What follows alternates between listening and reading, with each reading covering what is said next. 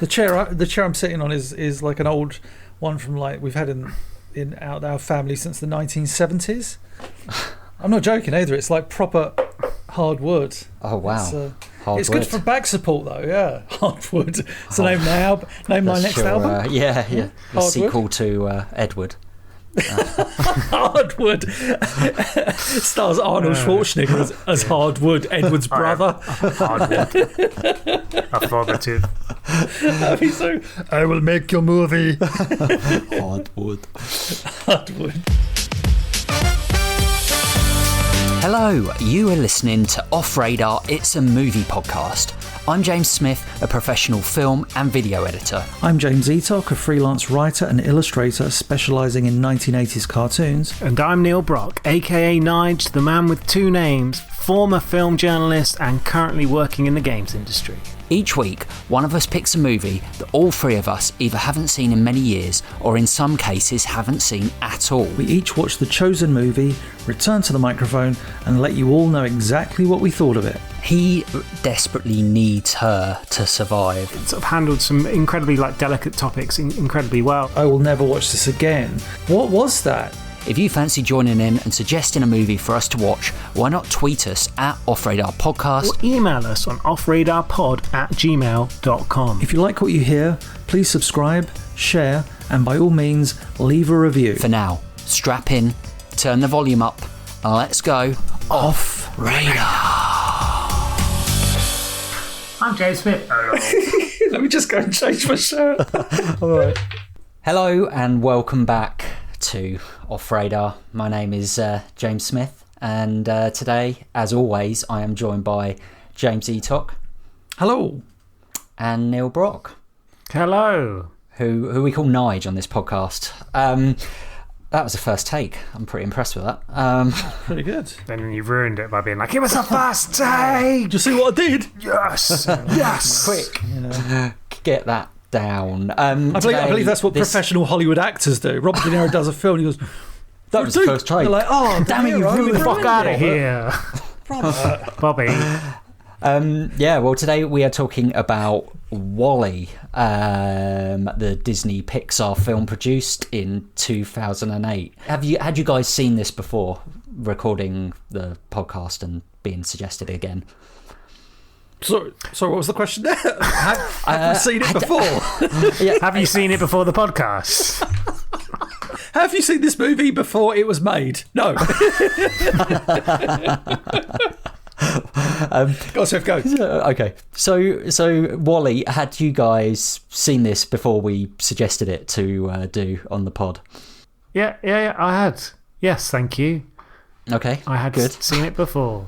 I had also seen it at the recommendation, I believe, if we're going back, to Mark Fairless, our former work colleague. I'm pretty sure Mark championed it and was like, you got to see this film. And I was like, okay. Yeah, same with me. So similar. I watched it exactly at the same time as Eatock. Because were we in the same room? We probably just watched it through together. The curtains. Were we holding hands? Were we in the bath together again? Always. And always. I couldn't remember it either. I couldn't remember. All I remember was like the beginning, really, where he's kind of like on the planet, the desolate planet. But I couldn't really remember anything else either. Yeah, so It was like watching this for the first time for us. I'm surprised about that. Like, I couldn't believe it was made in 2008. I can't believe it's like over 10 years old. It's almost 15 years old. That really shocked me. For me, it felt like I'd watched it quite recently, even though I hadn't seen it since sort of the early 2010s, whatever time period it was.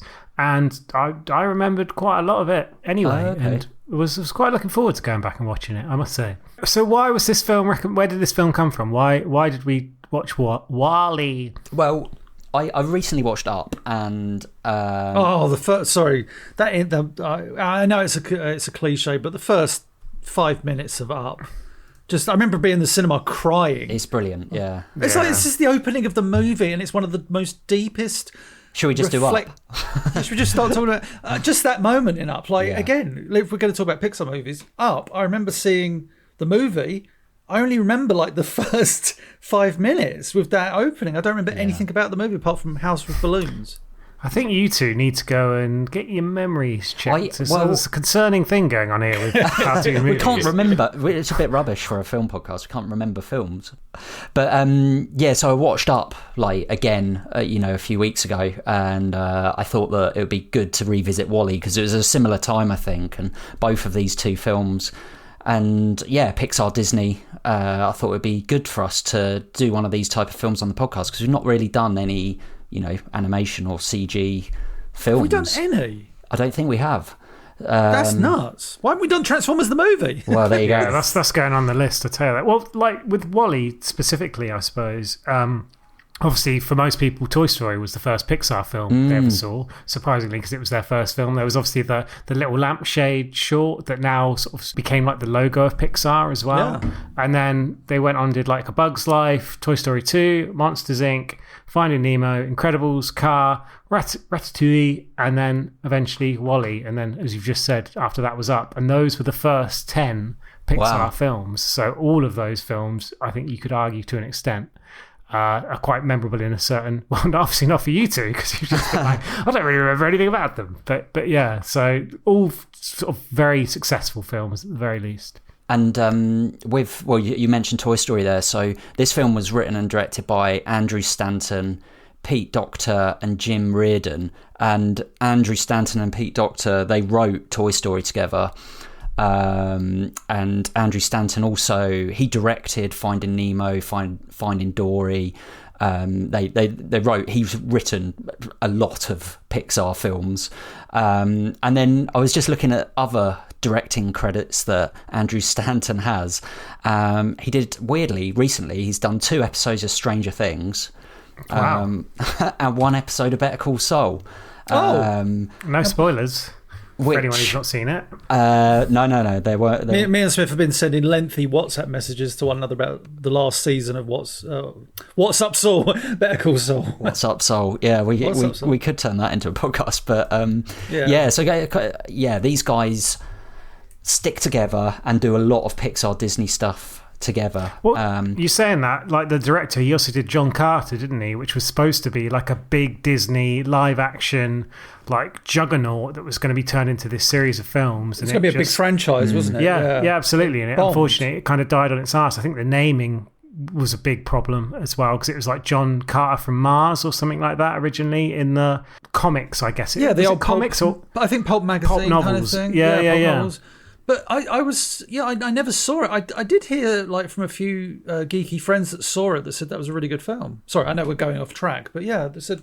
Well, this is the thing. I think his directing career, he's obviously been very solid with the Pixar stuff, but he's never really gone into big films because that was his big opportunity. And as you said, Smith, it's not like he's doing badly. He's doing top level TV, but I think that was a little bit of a setback, and I think there was a lot of problems on the shoot as well, and the way it was marketed. But yeah, it wasn't a big success. Let's put it that way. Oh wow! And as far as voices in the film, because I wouldn't say it's starring apart from WALL-E and it is Eva. And Eva. It's voiced. So WALL-E is voiced by someone called Ben Burtt. Eva is voiced by Elissa Knight, and then the captain. Was Jeff Garlin, who from Curb Your Enthusiasm. From Curb, yeah. But during the movie, I thought it was Seth Rogen because they've got that same kind of Cookie Monster-esque voice. And I'm watching it thinking, that sounds like Seth Rogen, but not doing ultimate Seth Rogen, like over the top. And I was like, and then when the credits rolled, I was like, of course it's. They've both got that similar kind of. I didn't realise. Whiny, grimy voice, but yeah, I was like, oh wow. And then they did actually just for that role quickly, they did actually look at getting Tim Allen to do it as the captain, and Sigourney Weaver's in it as the voice of the computer. Very similarly to Galaxy Quest, where her role in that is basically repeating everything the computer said. Hang on, Nige. And Tim Allen was the trivia coming too soon. Well, it's just a little teaser of trivia. Of course, I wasn't ready. For that. There was no jingle. Just so you know, and also another random thing: the woman who voices Eva, I think you mentioned her name a second ago, Smith. She was actually just an assistant who worked at Pixar, who very often would just sort of do the filler voices for when they were making the films before they got someone in to do it properly. But they loved her sort of portrayal of it so much that they just kept the voice. And she was only just doing it as like, oh, whatever, I'm not really putting much thought into this. And yeah, became the actual voice of Eve in the film. That's so cool. That's crazy and weird when you compare that to something like Toy Story, where you've got Tom Hanks and, you know, like you say, Tim Allen and people like that. Actually, for this, obviously, you don't really need well-known people, but no one is distinctive, really, when you hear the voices in this film, which, yeah, I think definitely plays its part in adding that kind of, you know, that it's not about them. Real brief rundown of the film. So the film's set in 2084. Earth is deserted. It's basically like a giant rubbish pit, and WALL-E is a lonely waste cleaning robot who's been left behind by the human race. And then a robot probe called Eva lands on Earth to look for life, and WALL-E and Eva kind of forged this sort of friendship, and then when Eva finds a plant, she or it gets taken back to the mothership, the Starline Axiom. So WALL-E hitches a ride and encounters the ship, where humans are basically this kind of fat, lazy species where they have every need managed by robots.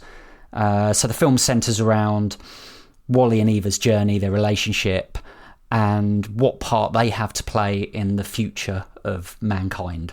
I think that's very well summed up. I would say as well, like, WALL-E actually stands for Waste Allocation Load Lifter Earth Class. Oh, nice. And Eve stands for Extraterrestrial Vegetation Evaluator, which is obviously their two roles in the film. So as you say, one's essentially a glorified rubbish cleaner. The other one is someone trying to see if the Earth is habitable again. So when we see at the start, you know, the exposition on this film, or like, not I suppose the backstory the film creates without saying too much right from the beginning is really fascinating, I found. But when you see the footage of the humans, like when there's like the big video screen going, it's, you know, come off the planet and all this business, or we're going to go to another planet. When we come back, it's all going to be better, and it's and all the humans are like live action people. And I was like, okay. And then when we get to the Axion eventually, everybody's CGI. And there's that wonderful pan which shows all the ship's captains, how they start off human. Like there's the human, the original first captain. The next one, he's slightly, then the next one. And then they become more and more cartoony until it's like, there's like a design choice where they said, look, we want our traditional Pixar caricatures in this film, and we're going to use that as a justification for how, like, the human... Like, this is me jumping maybe huge here, but it's almost like the justification for how humans became caricatures of themselves when they became so lazy and reliant on AI and all this business. So it's really fascinating to see that moment in the film where you see the captains all in a lot, like all the photos, or the images, I should say. And it's like, oh, human, or like real life, and then it's like, oh, and then it's a cartoon character. I thought it was just like a really fascinating choice.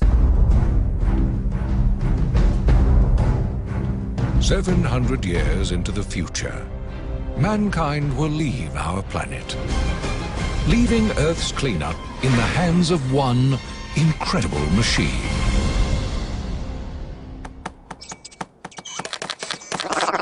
His name is WALL-E. After all these years, he's developed one little glitch. A personality. He's extremely curious. And just a little bit lonely. Going kind of slightly back to Earth for a second, where we meet WALL-E, it's really interesting how that compared to what we then see as the ship is this, it's this dystopian, bleak world, and it's quite, you know, dark for a Pixar film. Like, you're so used to seeing very fluffy, light, bright colours, vibrant, you know, even in like something like Up, which is quite a sad film, it's still very bright and saturated, whereas, you know, this world that WALL-E is on is really bleak and dark, and, you know, mankind has basically, you know, they're kind of saying has destroyed itself. There's just rubbish everywhere. It's essentially an attack on us as a human race. It's an attack on consumerism, the fact there's so much rubbish because we dispose of so much. But like you said, how it is quite bleak in the sense of the sort of setting, I suppose. Like WALL-E as a character is obviously so full of joy and so full of wonder. And they kind of said when they were creating it, there was a lot of references to Charlie Chaplin and Buster Keaton movies. They would spend like every single lunchtime when they were making the film, watching their films, because that's the kind of charm they wanted to get across with WALL-E as a visual character. Because something we've not really gone into detail about so far is the fact there's almost no dialogue for the first sort of 20 minutes or so. And obviously they're robots. And during the film, WALL-E and Eve, the only words they say pretty much are each other's names. And I think there's like a reference to like what their determination is, what they're supposed to be doing. I can't remember the exact word that Eve uses, but obviously Directive. There you go. Yeah. So that's the only words that are used. So again, you've got to communicate the kind of passion, the thought process, and just everything that these characters do just by their actions or by their eyes, essentially.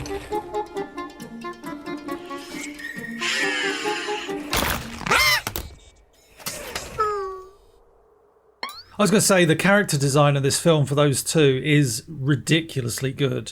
Yeah. Like, especially WALL-E. He's, if you were to draw that on paper, you're like, robot, cute.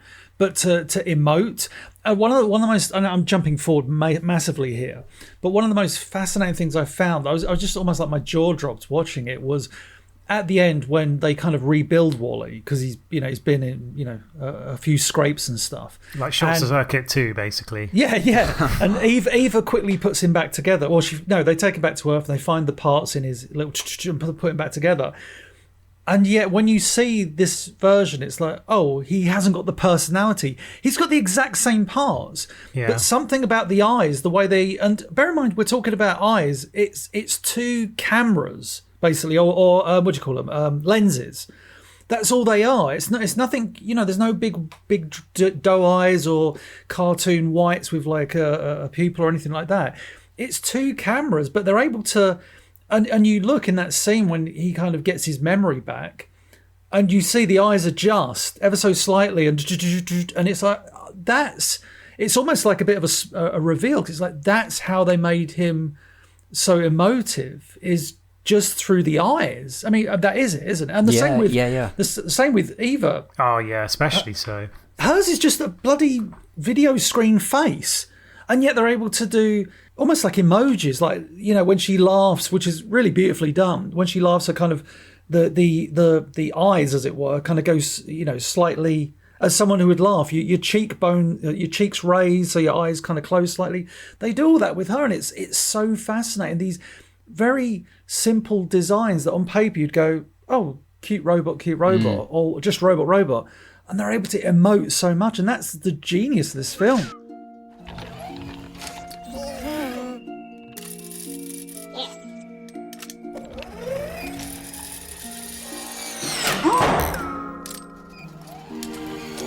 Well, even before she gets there, he's watching like old kind of Hello, Dolly. 1969 Michael Crawford man. Musical, and you can see in his eyes he looks so sad, because it's like he's so lonely, even though he's this robot with a tiny little kind of bug thing, but he's such is it a cockroach? It's a cockroach, because the gag is, isn't it, that if you go back, I don't know who first wrote this or whatever, but my knowledge is, and I kind of laughed out loud at one point, because the joke is that the things that would survive a nuclear war would be cockroaches. They've always said that.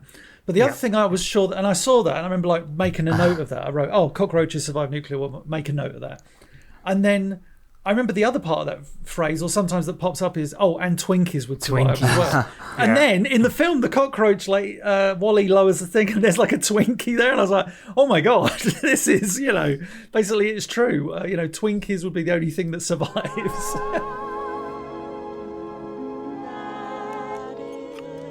I'm sorry, just on that musical note, I think that really sets the tone for the film, because it's juxtaposed beautifully against, this kind of lonely world that he's inherited. So he's seen like the song and the dance, and you see that kind of human connection. They're holding hands, they're happy, they're in a world that he can't imagine, even though he's a a robot. And it's a really lovely opening to the film, and I agree, like that connection between the two of them is really beautiful in that first 20-25 minutes, however long they're together.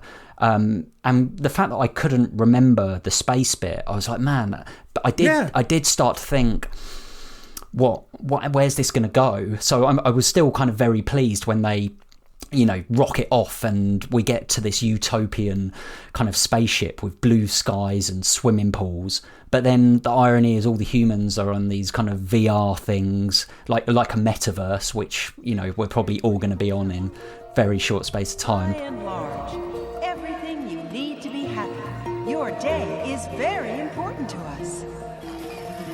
Hey, drink the bus. Here, take the cup. Hey, take the cup. Ah! All staring at our screens, aren't we? Like, that's basically what they're all doing. It's a sort of take on basically, well, not only 2008, but certainly now that most of us spend our time. I mean, think about everything during COVID. We all spend our time looking at cameras and our screens. Absolutely. And I'm sure back in 2008 it was like that, but probably not to the the iPhones point. Were just coming out. Just coming out.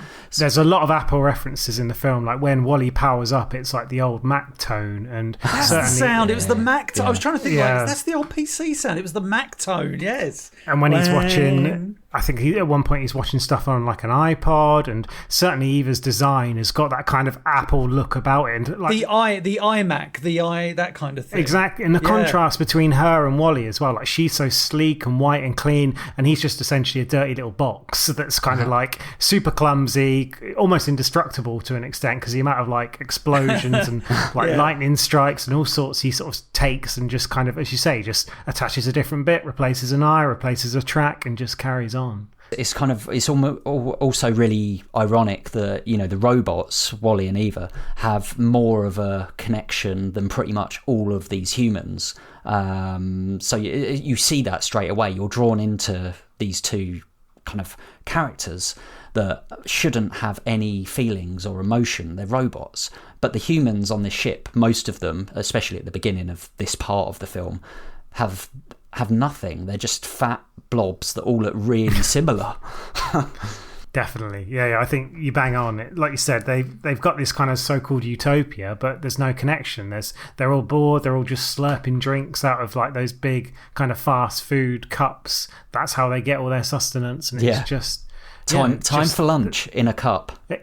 Exactly. Yeah. At one point, the captain, because he normally does like the early morning announcements, realised he's kind of overslept. That the autopilot, which is essentially like this robot that's very inspired by sort of 2001 Space Odyssey with the old red eye, wakes him up late, and he just dials back the clock to make it go from afternoon to morning, just so he can do his announcement. And nobody really notices, because again, they're just like, oh, I'm staring at my screen. I never see anything beyond my screen, and that is their existence on this ship that's been in space for 700 years. I do love the captain when he starts discovering Earth, when he starts looking into the history of it, and what is dancing and what is this and what is that. Yes. And it's really fascinating, because it's the idea that these people just like you guys have said, they just are alive, but they're not living. And that's one of the lines he says in it. I wrote it down. He says, the robot says, Howl. I just called it Howl. Which is clearly based on, is it Howl 3? Oh, what's the film? It's Howl from 2001. Yeah, 2001. Space Odyssey. Yeah.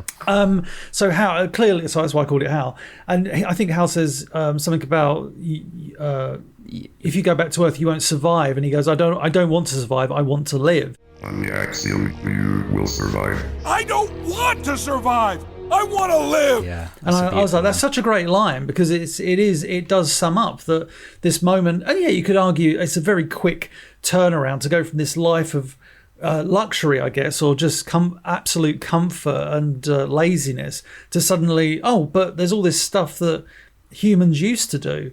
And I thought, like, even again jumping ahead, one of the lovely things I love is the end credit sequence, which shows how humanity rebuilds itself, and you see how they come back to Earth. Because I thought before the credits roll, I thought, are they just going to kind of not cop out, but like, humanity comes back to Earth, and who knows what happens to them. And then we see the story of how humanity came back to Earth and rebuilt from the ground up again.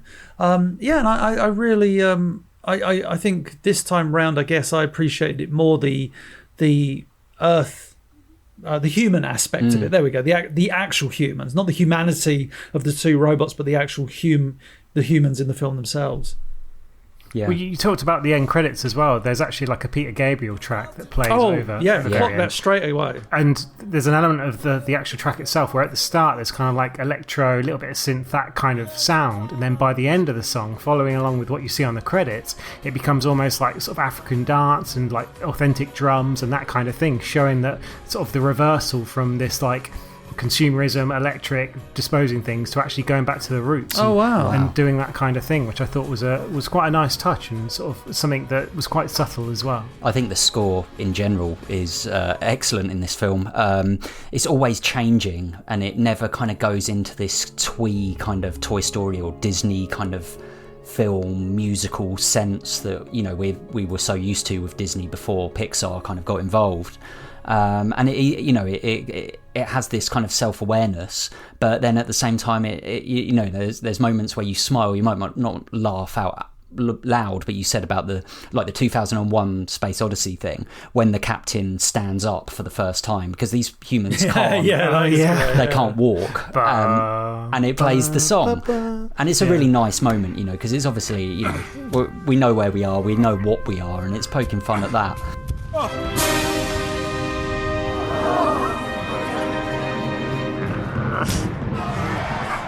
There's one visual gag I loved in that when they show, I think it's when they're getting the autopilot replays the actual, you know, message of don't bother coming back to Earth. I think it's that one, and it shows, he goes, "Hey, I hope you're doing well," and it shows the skeletal structure of the human race and how it is now. Yes. And he goes, "You're probably lacking many bones." And it's your bone mass is now. Yeah, that's it. Yeah, your bone mass, and it shows like the original human skeleton, then one that's less, and then the current one, which is just like, I don't know, about 10 bones in the body. Yeah, it's so good. Floating in these layers of fat, essentially. Yeah. It made me laugh. That did. That was really good. There's a lot of visual gags, though, aren't there? There's so many, and they are genuinely funny, like laugh out loud funny. There was one bit when, the little cleaning robot Mo is hilarious. With his little and he keeps Wally around. Yeah, but it's the little moments he does where, you know, I think there's one bit in the film where he decides to show some comfort, and he's just like just starts. Oh yeah, it's when Wally's been damaged at one point, just comes up and just starts doing that, and it's so cute, but. It's amazing how, again, like in the scene where Wally ends up in the, I guess the kind of One Flew Over the Cuckoo's Nest-esque room. Oh yeah. With all the robots that have kind of lost the plot. And again, it's that thing of they're robots, but each one has a personality. And yeah, it's beautifully done, that scene, and how Wally becomes the, you know, or the hero that helps them all escape, which I just think is such a funny scene. But so many visual gags in this film that had me laughing out loud. Yeah, there was one really nice one. You talked about consumerism, where he finds like a box with a ring in, like an engagement ring, and he picks the ring out, throws the ring away, and keeps the box. And obviously a massive like poking fun at, you know, consumerism, but yeah, and then the only other thing I was going to say on the audio, I think it's really important to talk about the sound design and sound effects, because it's kind of pivotal to selling this robot, and all, you know, just the little kind of and all the emotions that Wall-E has are, although visual, they're incredibly reliant on us believing that he is this robot, as well as Eva and all the other robots as well, and you kind of forget about them. You to begin with, you're just drawn in, but you know, it's so well done that every little sound, if you go back and watch like this film, the sound design must have taken a long time.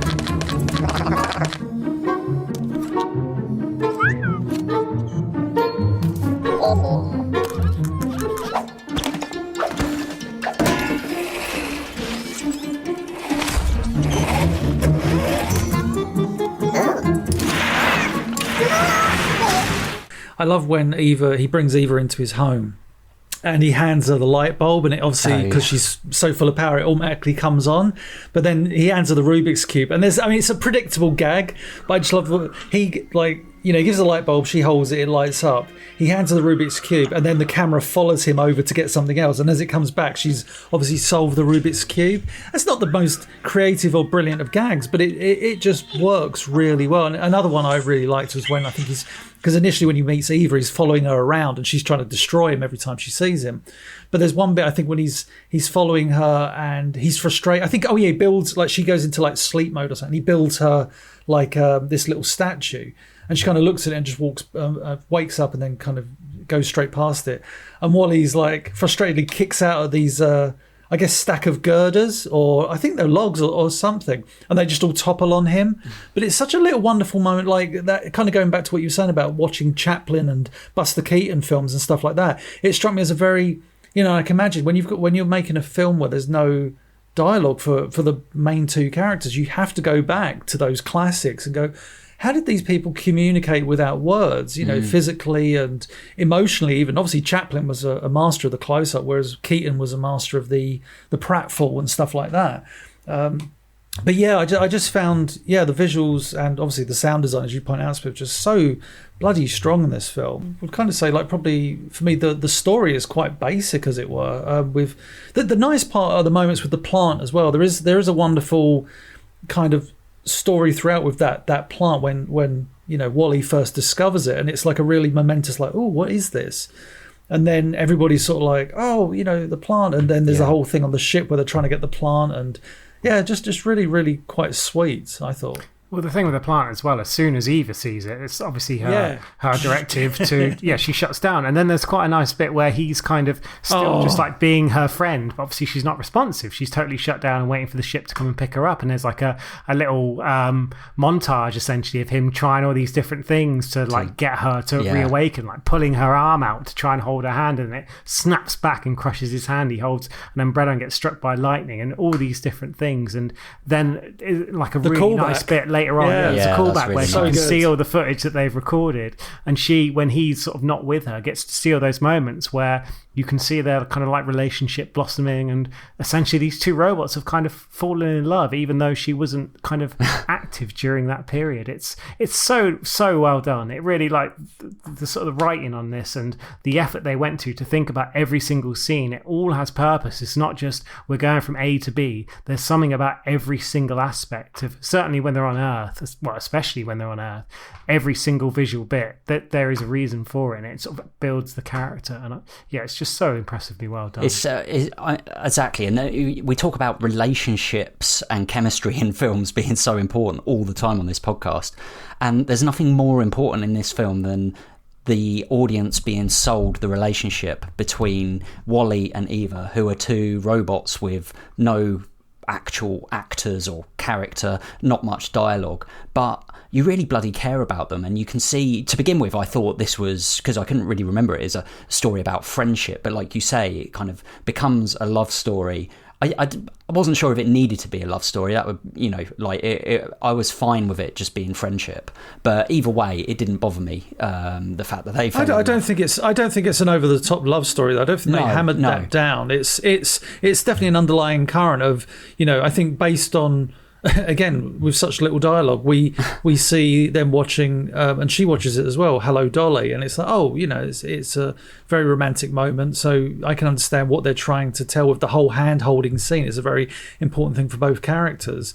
So it comes to be for Eva anyway. So yeah, it's I don't think it was really hammered down as a love story between two robots. But yeah, I don't think it is it? Because you could probably walk away from this film and not actually think that it was a love story at all, but because it is so much more than that. It's about connection and friendship and loneliness and saving the planet, and there's so many messages hidden in this film. Without it, I know it's pretty obvious when we're talking about it now, but if you could watch this film and just switch off for an hour and a half and not think too much about it, and it'd been a really nice film. And maybe that's what I did 10 years ago, and now when you come back to it and kind of look at it in this way, you're like, wow, there's so much in this film, so much more than many Pixar films have, apart from maybe up.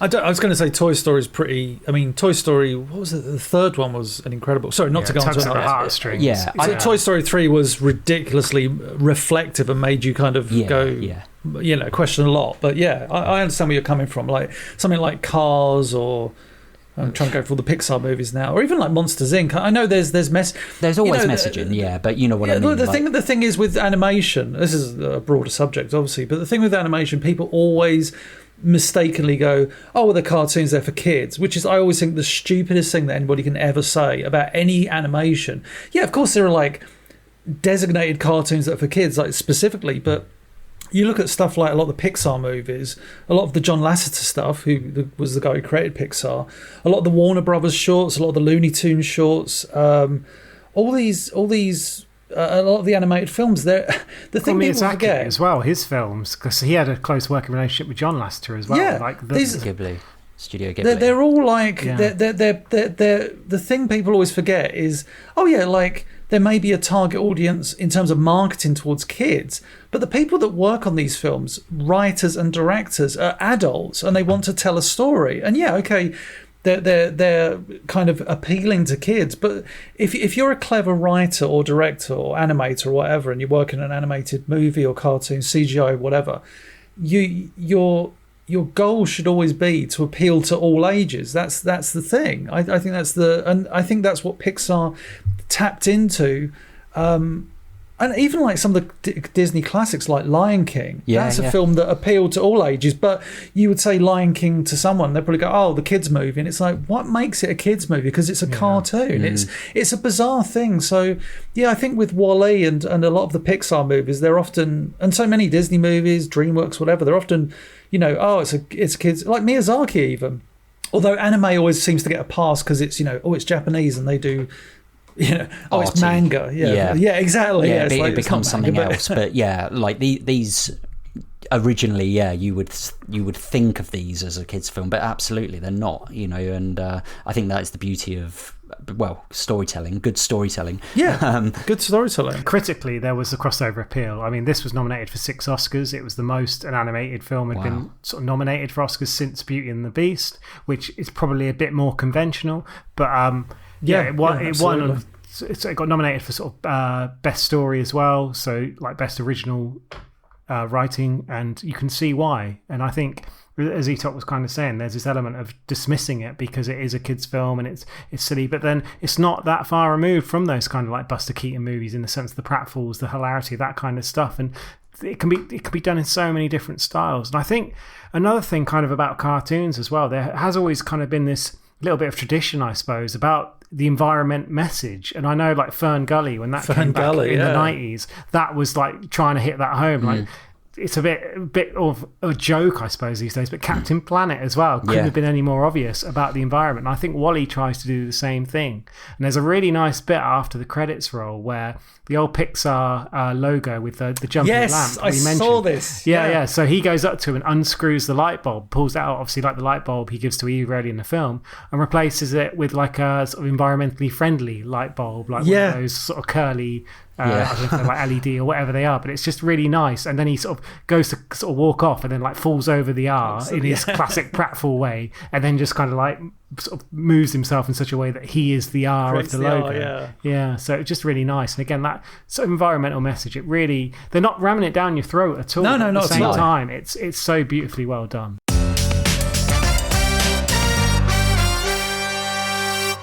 So my trivia is actually Andrew Stanton, the director, is actually a really big Christian.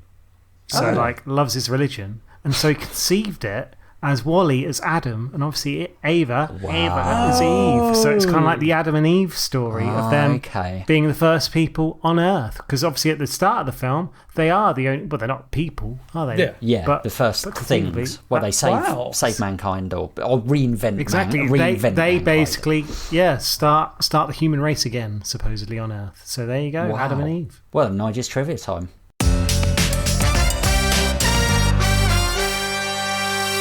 In fact, before I ask you guys what we think and what our ratings are, I did a Twitter poll on this. Oh, one of Smith's Twitter polls. I did a Twitter poll to find out what you guys thought. And yeah, the categories were amazing movie, good movie, it's all right, or nearly turned it off. So 0% nearly turned it off. 16.7% it's all right. 66.7% good movie. And 16.7% amazing movie. So yeah, it's kind of fell there. But what did you guys think? Yeah, thoroughly enjoyed this movie. There is something for me that I think this would have worked as a Pixar short, like really bloody well. Because for me, the weakest part of the movie, and bear in mind by weakest, I'm not comparing this to Wimbledon, the movie, not the tennis tournament. I'm going to say that every time. Yeah, tune into a previous podcast to find out what Etok thinks about that. Yeah. Please do.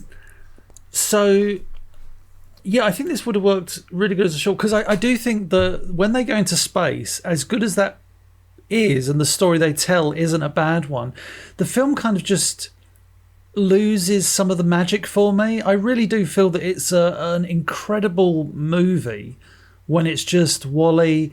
You know what it is? It's as soon as dialogue starts entering the movie, as soon as we see humans and we see interactions. And I love the story they're telling, but for me, it feels so incredibly special when it's just WALL-E and Eva on Earth. And of course, it's impossible to tell that story when they go into space. You can't then just have them in space with a bunch of humans that don't speak either.